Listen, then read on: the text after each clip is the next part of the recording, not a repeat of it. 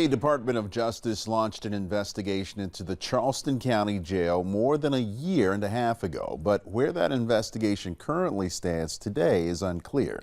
It's raising concerns as inmates die behind the facility's bars. In November of 2023, the DOJ announced that it would conduct civil rights investigations into the Charleston County and Richland County jails after multiple inmate deaths. Specifically here in Charleston, the DOJ stated it would examine medical and mental health care, use of isolation, and use of force. Live 5's investigative reporter Emily Johnson has worked on getting us answers for months and tells us why the DOJ investigation's delay has advocates questioning inmates' rights. A person, even while incarcerated, is still granted basic human rights. So just because a person is in this situation does not mean that they should be treated less than humane. But a federal investigation is questioning whether those rights are protected once an inmate steps into the Charleston County Jail. To the extent that people's rights are being violated, we need answers and we need to fix the problem before more people die. That Justice Department civil rights investigation into the jail and its recent problems has no concrete end in sight. Federal investigations, unfortunately, take a long time. The DOJ launched its investigations into Charleston County Jail and Richland County Jail at the same time. They released their findings on the Richland County Jail back in January, showing the jail violated detainees' federally protected civil rights by turning a blind eye to, quote, extreme violence, gang activity, and contraband. But we are still waiting for the results of the investigation into Charleston County's jail, and in the meantime, inmates are still dying. It's been radio silence for a while now, and that's pretty disturbing. Since November of 2023, 5 inmates have died behind bars at the jail. Donald Robinson, George Washington, Lorenzo Trapp, Jordan Bell, and Forrest Creeder. That needs to be investigated. Those families deserve answers and they deserve justice. Whose fault was it? How did it happen? Before the investigation was launched, 10 people died from the start of 2020. Suicides, medical neglect, allegations of excessive force, and lack of supervision are common causes. Why is that such a concern for yourself to see this problem still continuing while the investigation is underway? We're seeing history repeat itself, and we're not getting clear answers on why. You know, people are in danger, people are suffering. The first step to accountability is just getting a clear accounting of what's happening in there.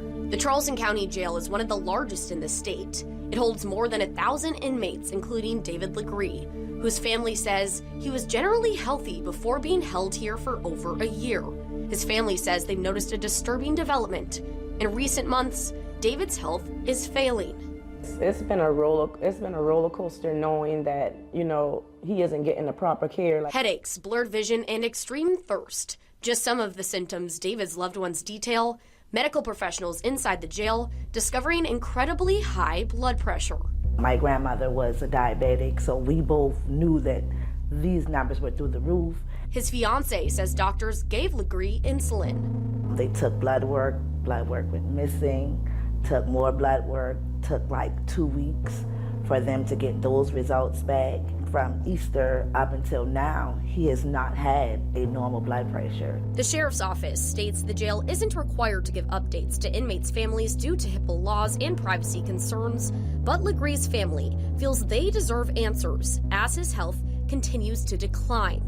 He's a little nervous himself as well because he's always asking like, hey, you know, is this right? Is this right? You know, he's lost weight. He's lost like 60 pounds. Lord knows, I don't want to hear a call that, oh, they tried to wake him up and he didn't wake up. Live 5 Investigates has contacted the Department of Justice, both nationally and here in South Carolina, for an update on the status of the investigation.